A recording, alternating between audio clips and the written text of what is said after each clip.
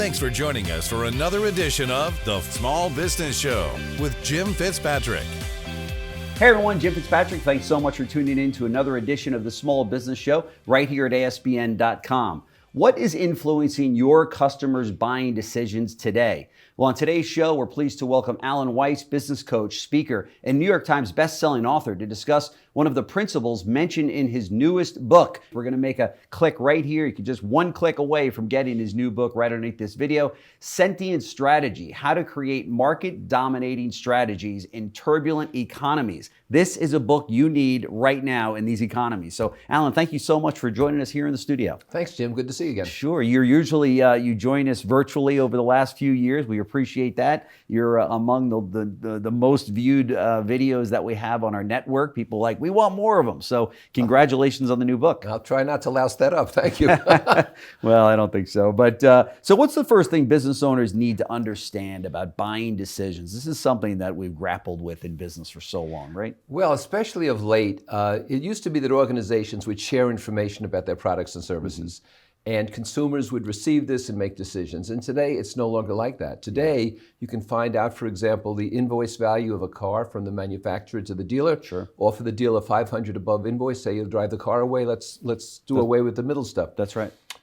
Moreover, evangelism, people talking to each other, has taken over. And the last 10 years, the research has shown that peer-to-peer references are the key to buying products and services, especially in business, but also with individuals. So if you look for a good place for your kid for a private school, you say to someone who's got a kid in private school, can you make a recommendation? Yeah, sure. And now that's exploded, obviously, since the advent of the internet, where everybody just after a meal that they've had or an experience, they pick up their phone and tell the world about it, right? That's very true. But the people who make really good quality decisions don't just trust the majority, they trust the people they trust. Good point. And so they narrow that down. They're careful, always consider the source, we've been told forever. That's exactly right.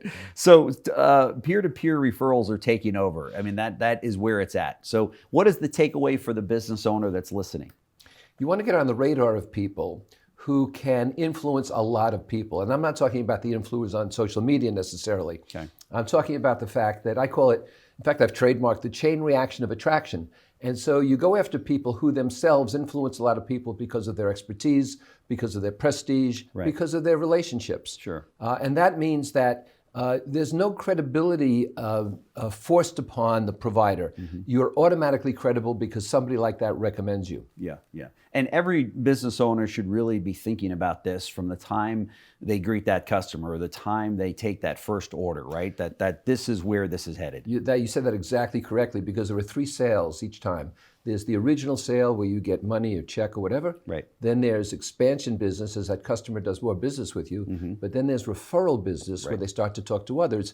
And too many businesses leave 2 of those 3 on the table. Yeah, right. Why do they do that? They're just not aware of it, or they don't think of it? What would Cuba Gooding used to say, show me the money? And, Jerry Maguire. That's right. And people just want to see the money these days, or see the credit card. Yeah, right. And unfortunately, they don't think long enough term. And interestingly enough, with the turbulence we've had in the past couple of years, the disruption everybody talks about. Of course.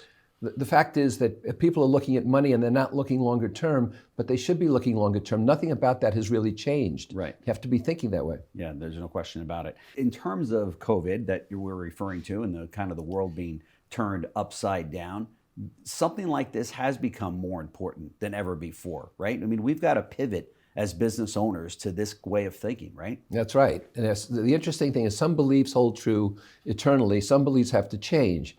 So when people talk about the new normal or the return to normal, to me it's like nails on a blackboard. Yeah. There is no return to normal. That's right. And there is no new normal. What we have are new realities. Yeah. And there's a significant difference between the two. Sure. And the companies and people who are adjusting best to these new realities, as you said, most of our work was on virtual. That's right. Not like this. That's right. The best you adjust to the new realities, the more successful you're going to be. Yeah, for sure. And some take long to do that, right? Sometimes you find businesses that don't make the crossover and pivot when they need to.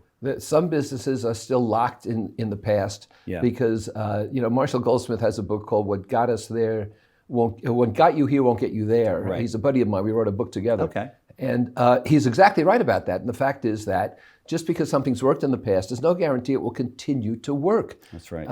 People talk about volatility and disruption all day long. That's right. Should be the name of a law firm, is my opinion. That's exactly right. So what do you want for people that are listening right now? What do you want them to avoid? What are some of the pitfalls, if any? Well, I think you have to avoid every new pet rock that comes out of the woodwork. You have to avoid the short-term kind of trends and predictions. But what you have to look at is how people are really acting. Sure. You have to look at how people are really performing. So, for example, we're still dealing with home deliveries and remote entertainment and so forth and so on.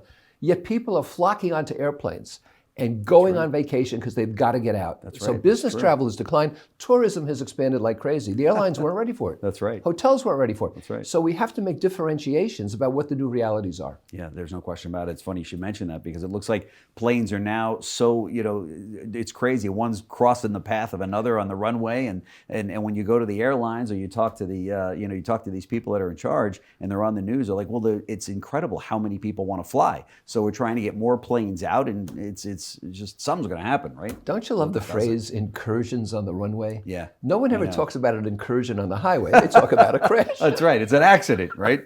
Yeah, that's right. We hope nothing happens there, but you're right. So many people are now traveling and such. So talk to me. What do you want some of the takeaways to be for the reader of the new book? I want them to think about the fact that strategy, as we've traditionally done it, has been around for 70 years since Peter Drucker got together with Sloan and GM and developed it. And that was brilliant, but that was 70 years ago. Yeah, right? wow. And a lot of things have happened just in the past 3 years. You think? Consequently, what your viewers, I think, have to think about is this. Number one, that disruption and volatility should be offensive weapons, not something to protect yourself from. Okay. Number two, strategy is probably good to look at for a year on a rolling basis. Okay. But stop thinking 5 years ahead. You might as well read a horoscope. Really? Yes. Okay. And then finally, stop spending your time, your company's time, on retreats and skunk works and everything else that takes weeks and weeks to set strategy. Sit down for a day and use your heads. With my book, you set strategy in a day. Yeah. Wow. That's fantastic. For those people out there, you just heard it. You got to get the hold of this book. It's fantastic, just like all of your other best-selling books. So, there's so many people that I've spoken to that say, we're going to take our leadership team, on a nice retreat of 3 or 4 days. Of course, they're going to spend, $50,000, $60,000 doing that. Right. And everybody's kind of like in this play mode, and not the work mode. And you say that's a bunch of poppycock. By the time they get back to the office, everything's changed. That's right. Or they have forgotten it, right? Of course, the wine was good. Wine was good. Right? We now have a book we can put on the shelf. Yes, that's exactly right. That's exactly right. So when you're writing these books, are you thinking sometimes to yourself, wow, by the time I'm done with this book, things have already changed? You ever have to go back into your book and say, well, I need to change this now, I need to change that before it comes out? Well, I'll say two things. The first is that's why so many of my books are in multiple editions. Yeah. Because the publishers are wise enough to say, let's update this. Right. And the electronic versions you can update pretty easily. But the second thing I'll say is this is the Gretzky principle. And that is you skate to where the puck is going to be, not where it is now. That's right. So when you write a book, you think about what's likely to be the case 6 months, 12 months from now. Sure, for sure. So I know you because you've written so many best-selling books, so you're already thinking about the next book. I mean, when you're finished with one, does your mind go right into that would make a great book? Yeah, you're right. There are connections, and I'm already thinking about the fact that I think one of the greatest problems today for people of all kinds and all kinds of pursuits is a lack of self-esteem. Yeah, really? And the reason is, while it's always been problematic, people feel more and more powerless today. Mm-hmm. And it undermines their self-esteem, which undermines their decision-making. Yeah, for sure. What are some of the trends that you're following? I mean, obviously you're a business coach. You crisscross not just the country, but the globe, talking to all size companies, big and small. What are some of the trends that you see that are around the corner that business owners and leaders need to focus on? Well, I've looked at what people keep talking about, and one of the things, for example, is supply chain. Yeah. And everything's blamed on supply chain. We don't have toothpaste, there's no supply chain. We don't have this. But I think what we're really seeing is a movement away from the global supply chain to regional supply chains. Yeah. And so you see the problems with China right now, for example. We're going to see more and more reliance on regional groupings, just as we're seeing regional alliances in Southeast Asia to counteract China. Mm-hmm. We're going to see the same with supply chains. Yeah. I think we're also going to see a more and more intelligent consumer who will be much more demanding to get things rapidly. I mean, speed will be as important as quality, if that doesn't sound, too hysterical. Yeah.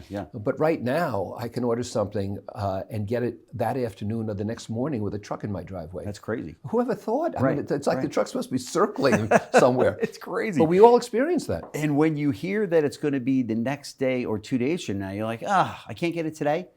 That's right. I mean, that the expectation now on behalf of the consumer is amazing. Well, that's another trend I'd point that you just raised, and that is that a luxury is only a luxury until you use it once, and after that, it's a necessity. Good point. And That's a we're great getting line. used Yeah. to, we're getting spoiled. The That's right. gratification is too immediate. God, there's no question about it. Alan Weiss, business coach, speaker, and New York Times bestselling author. Again, Sentient Strategies. I love that name. How to create market-dominating strategies in turbulent economies. This is a book that you must read. We're going to make it very easy for you, folks. It's right below this video. You're one click away from blowing your mind and taking your business to the next level. So, Alan, thank you so much for joining us in the studio. Thank this you, has Jim. really been great. Thank you.